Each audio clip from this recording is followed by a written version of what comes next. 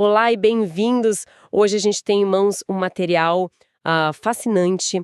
É uma análise de uma das proclamações talvez mais sísmicas da história, feita por João Batista. Com certeza. E a nossa missão aqui é mergulhar fundo nas metáforas que ele usou, que são, na verdade, tipo um manual de instruções para uma revolução espiritual. Exatamente. A gente está falando de vales, de montes, caminhos tortos, e são imagens que parecem saídas de um manual de engenharia, mas que descrevem a preparação do caminho para a salvação. Exatamente.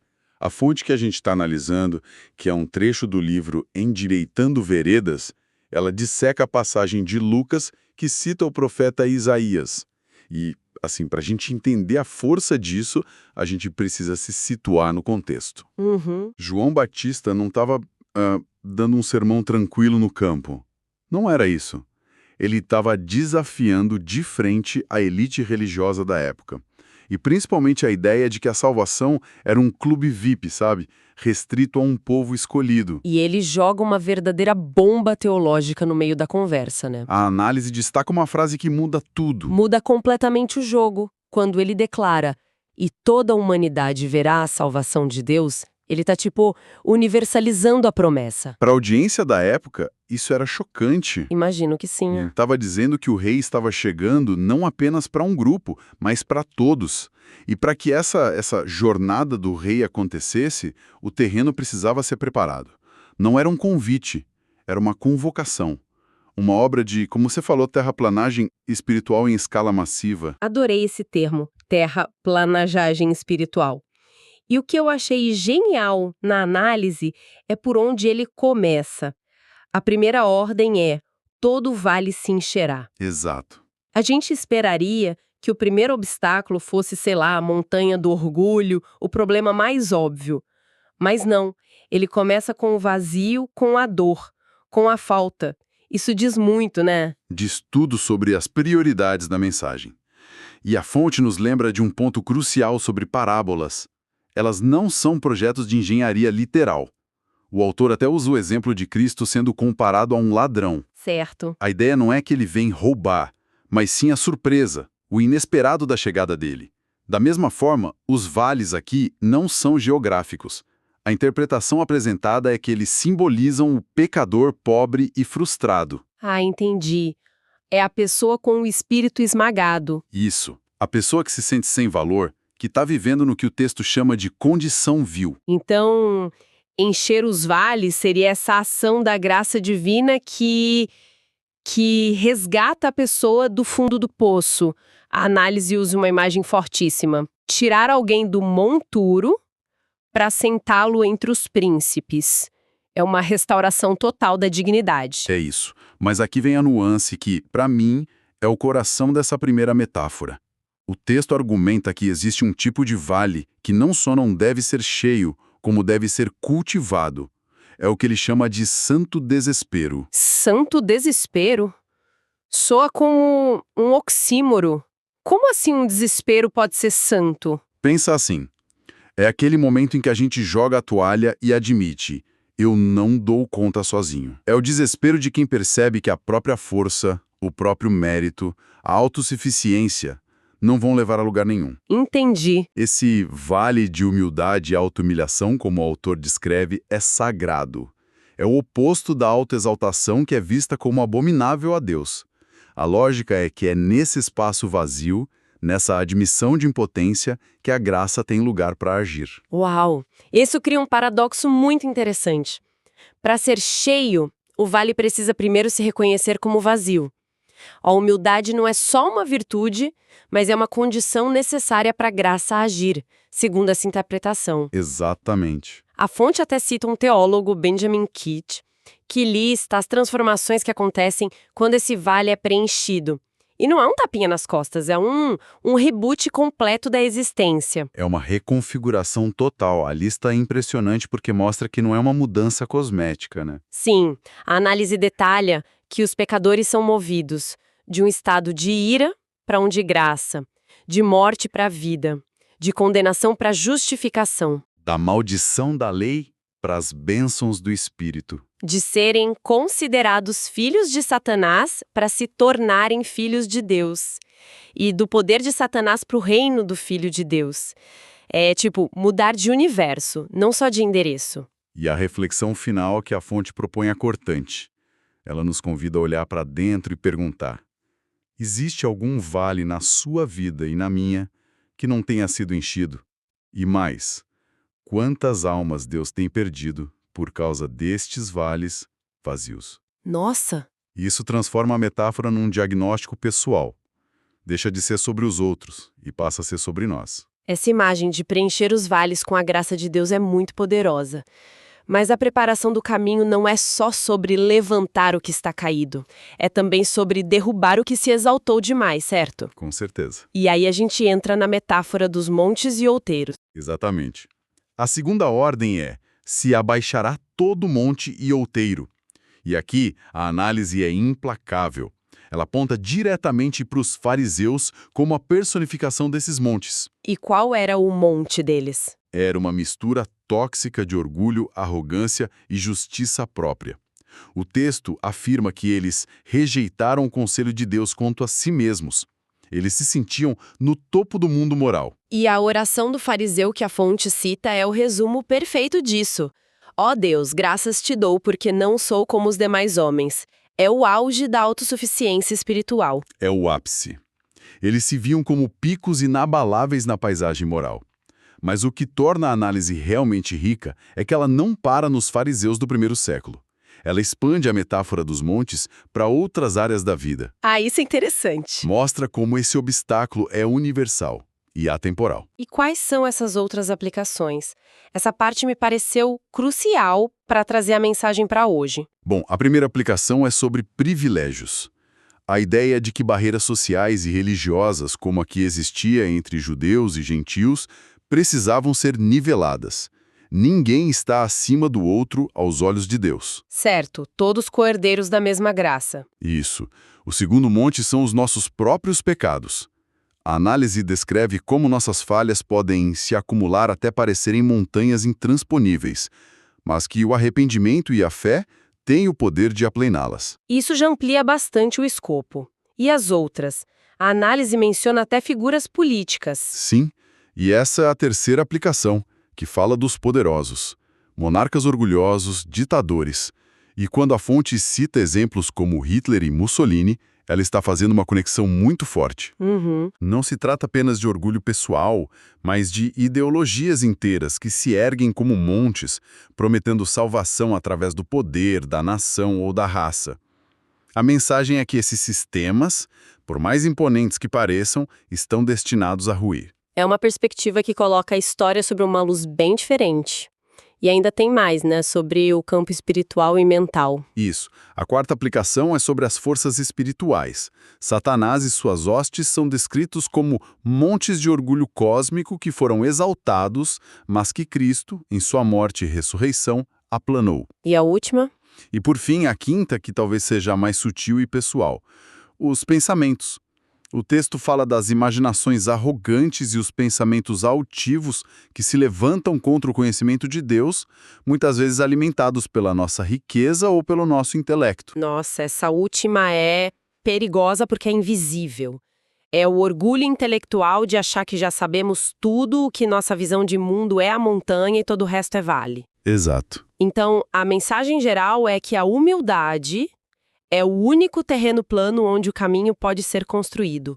Qualquer tipo de soberba, seja pessoal, política, intelectual, é um bloqueio na estrada. Exatamente. Humilhação, no sentido de se colocar no seu devido lugar, é o pré-requisito para a exaltação. Não há outro caminho. Ok, então já passamos pelo Vale da Humildade e pela demolição do Monte do Orgulho. A estrada está começando a tomar forma. Mas ainda há 2 obstáculos. O terceiro é: o que é tortuoso se endireitará. Isso. E, de novo, a análise aponta para a liderança religiosa da época. O que havia de tortuoso neles? A interpretação da lei e a prática religiosa deles. Eles não eram retos, não eram diretos. A fonte resgata uma citação fantástica de Benjamin Kish, que descreve essa hipocrisia com uma imagem muito vívida. Qual é a imagem? Ele diz que eles eram tortuosos, algumas vezes curtos numa mão e largos na outra. Curioso. Curtos numa mão e largos na outra. O que isso quer dizer na prática? Significa inconsistência, hipocrisia pura. Eles afrouxavam as regras quando eram conveniente para eles e as apertavam para os outros. Exigiam coisas da lei que eles mesmos não cumpriam, sabe? E inventavam regras que a lei não pedia. Entendi. Era um sistema religioso sinuoso, cheio de curvas e desvios. Exato, para benefício próprio. Embora eles se apresentassem como padrão da retidão. Mas essa ideia de que nascemos tortuosos, como a fonte sugere, é bem forte. A análise explora a tensão entre essa natureza inerente e a responsabilidade pessoal. Quer dizer, somos vítimas da nossa tortuosidade ou arquitetos dela? Ótima pergunta. A leitura sugere as duas coisas. O pecado é definido como errar o alvo, um desvio inerente do caminho reto de Deus. Nesse sentido, nascemos com uma inclinação, tortuosos. Mas a prática diária, as escolhas que fazemos, nos tornam mais tortuosos. Nós aprofundamos as curvas. E a conclusão é que somente uma força externa, o poder do Espírito de Cristo, pode nos endireitar, realinhar nossa vida com a vontade de Deus. Não é algo que a gente consiga fazer por conta própria. Faz sentido. E isso nos leva ao último e talvez mais sutil obstáculo. E os caminhos escabrosos se aplanarão. Isso me parece diferente. Não é um buraco, nem uma montanha, nem uma curva. O que é um caminho escabroso? Exato. A sutileza aqui é a chave.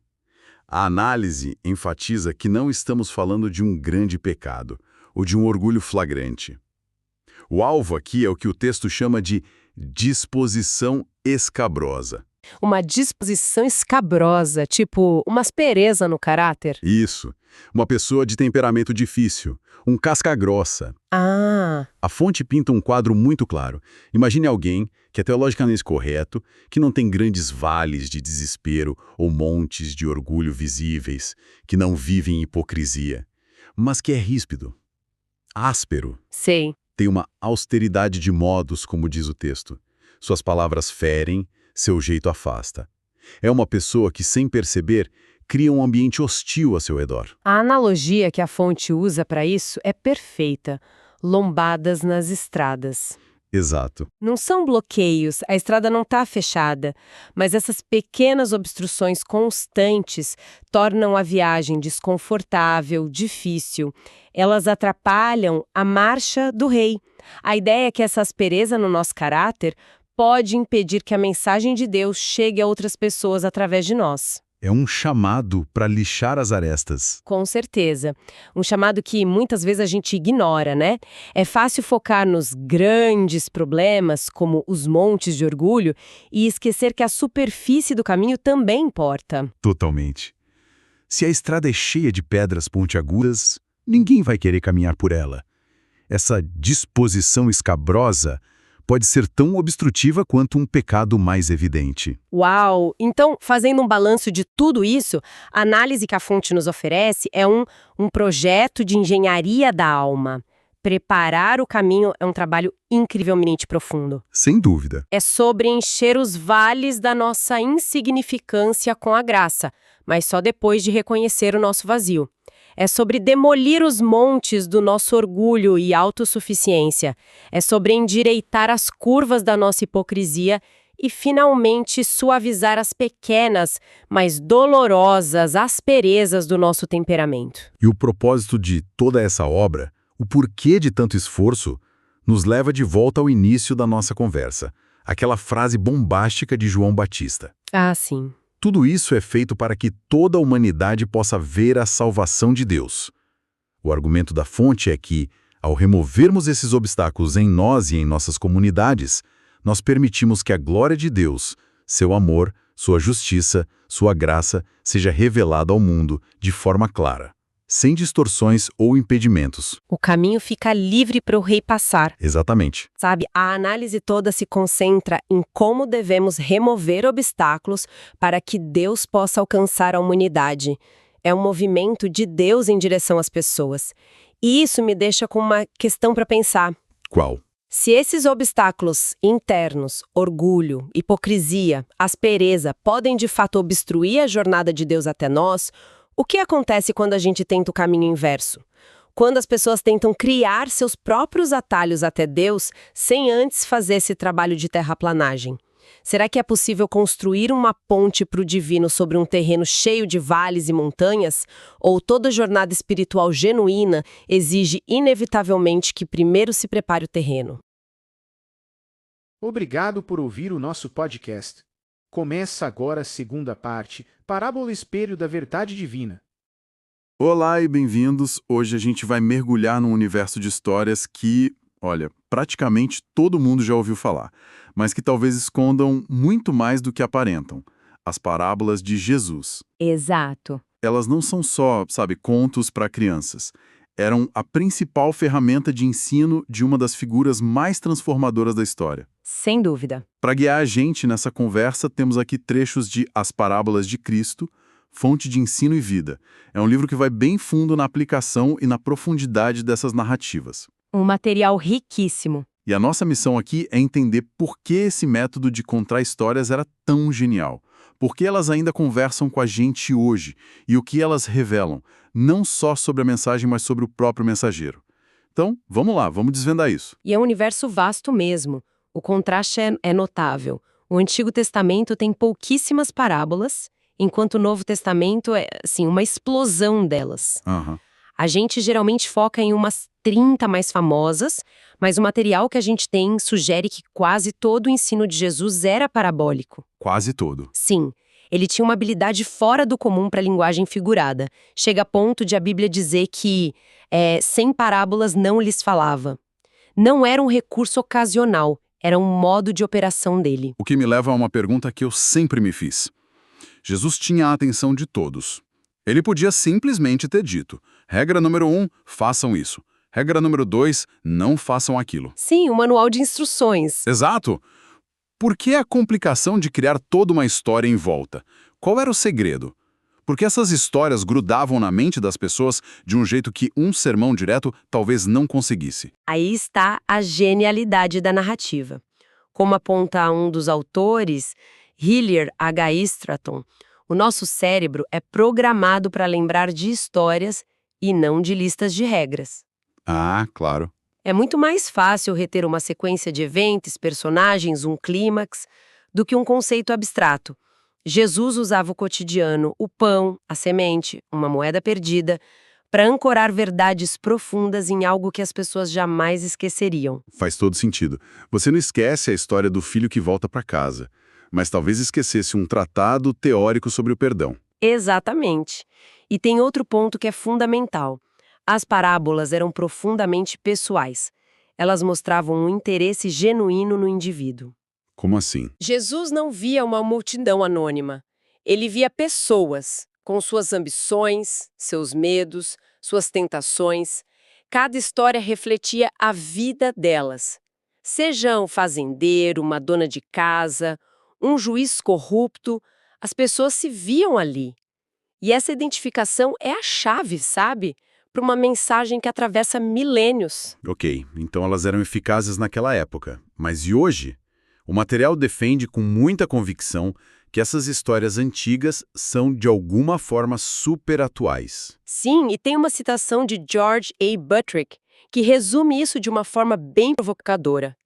Ele diz: as parábolas são mais recentes que as notícias dos jornais. Espera aí, isso não é um pouco de exagero?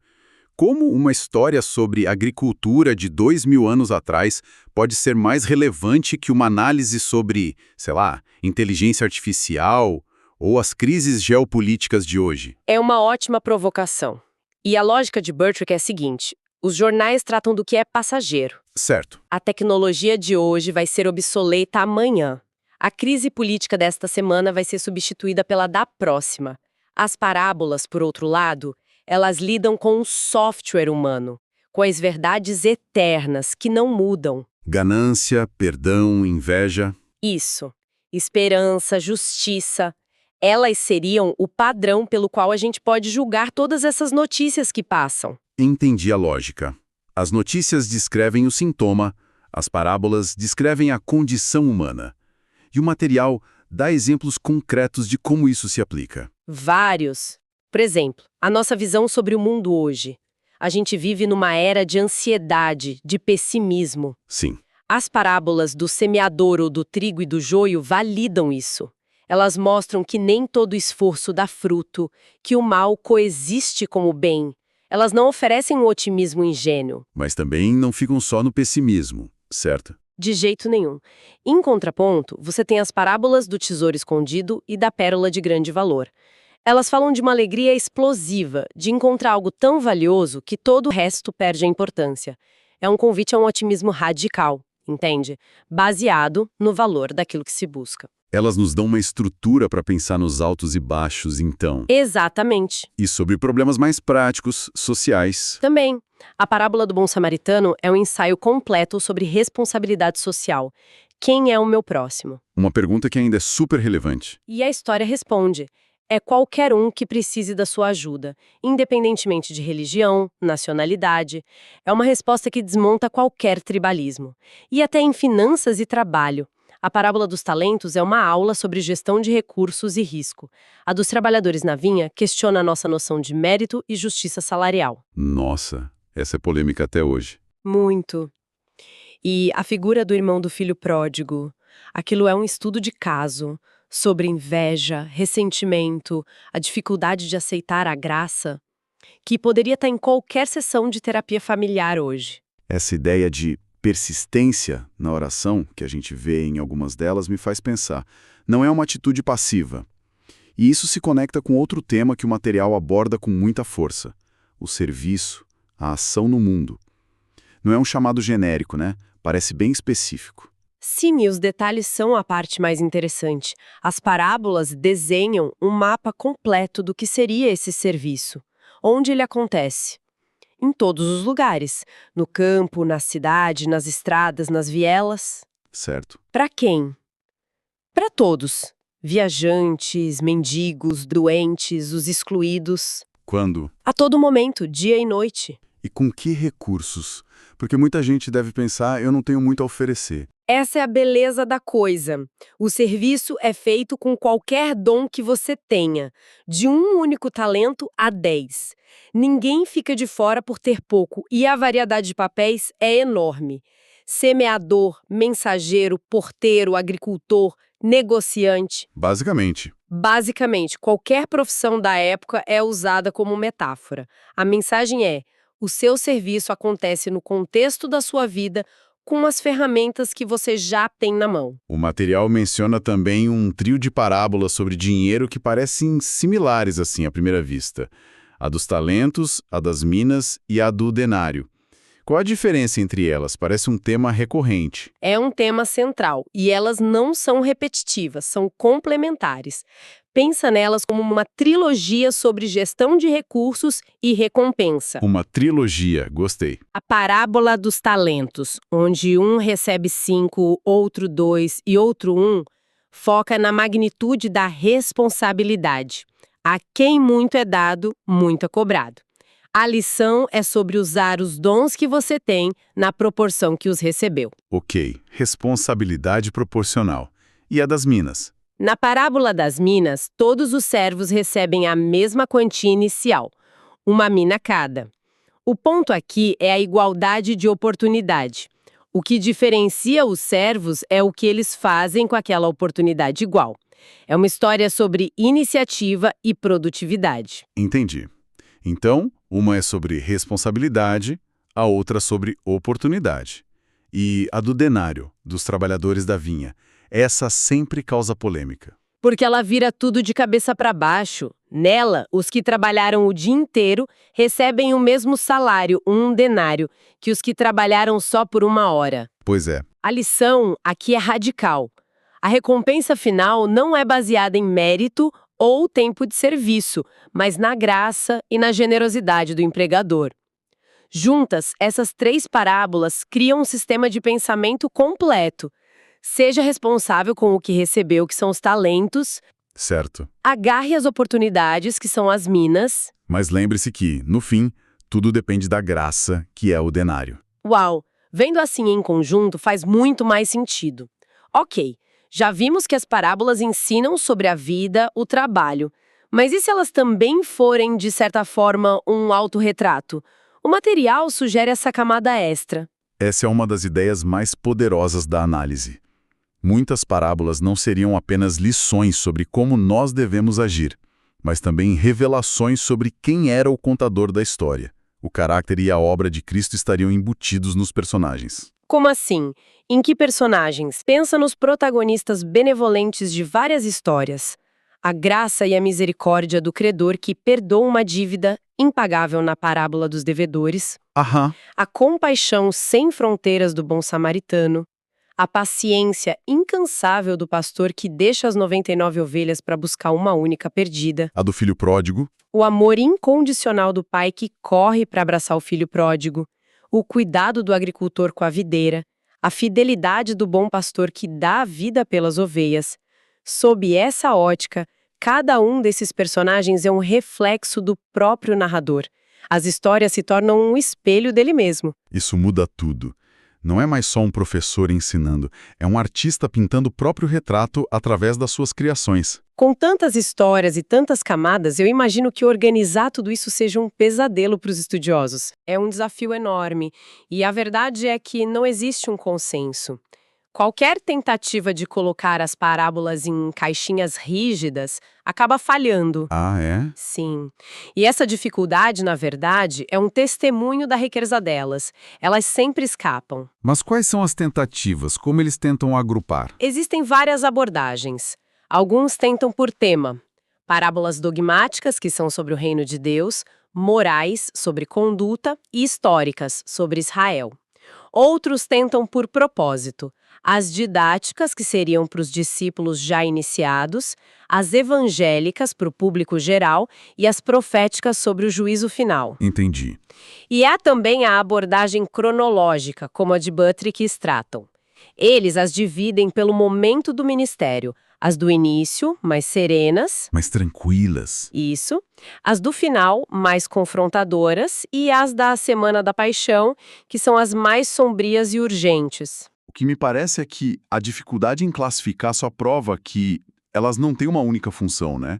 Uma mesma história pode ser sobre o reino, sobre moral e sobre o juízo, tudo ao mesmo tempo. Exatamente. A análise que a gente tem em mãos usa uma frase ótima sobre isso. Diz que a parábola extrapolará qualquer linha classificatória por meio da qual tentemos ilimitá-la. Ela é sempre maior que o rótulo que a gente tenta colocar. E antes de Jesus e de todo esse universo de parábolas, o material faz questão de destacar uma figura que às vezes fica meio de lado nesse contexto, João Batista. Por que ele é tão importante aqui? Porque ele foi o ato de abertura. Não só teológico, mas também estilístico. Ele é apresentado como o ponto de transição, a dobradiça entre a antiga e a nova era. Foi ele quem primeiro proclamou de forma clara doutrinas que se tornariam centrais, como a divindade de Cristo, a necessidade de arrependimento, a redenção. E a conexão com as parábolas. A conexão é que ele já fazia isso usando uma linguagem parabólica e imagética muito forte. Ele preparou o terreno para o método de Jesus. Ah, interessante. Quando João Batista falava do machado posto à raiz das árvores, ou da pá em sua mão para limpar a eira e separar o trigo da palha, ele já estava sintonizando os ouvidos do povo para esse tipo de comunicação. Ele foi a voz no deserto que já falava por meio de metáforas poderosas. Então, depois de analisar as parábolas como ferramentas de ensino, como guias para a vida e até como um retrato do próprio Cristo, qual é a grande conclusão? O que fica de mais prático? No final, a grande sacada é muito prática. A maneira mais poderosa de se relacionar com as parábolas não é tratá-las como um quebra-cabeça teológico para ser decifrado, Mas sim, mas sim como um espelho. Elas não são primariamente para análise acadêmica, mas para autoavaliação. Um dos autores citados, J. H. Robert, diz que o verdadeiro valor não está na nova verdade que a gente extrai, mas na aplicação progressiva e prática dessa verdade simples à nossa vida diária. e isso nos deixa com um pensamento final para reflexão. O material sugere que, ao ler uma parábola, a pergunta mais valiosa talvez não seja o que isso significa, mas sim quem sou eu nessa história. Exato. Sou o semeador, um dos 4 tipos de solo? Sou o irmão mais velho invejoso ou o filho que se arrepende? O servo fiel ou infiel? Em vez de apenas decodificar a mensagem de longe, e se o verdadeiro desafio for encontrar o próprio reflexo nela?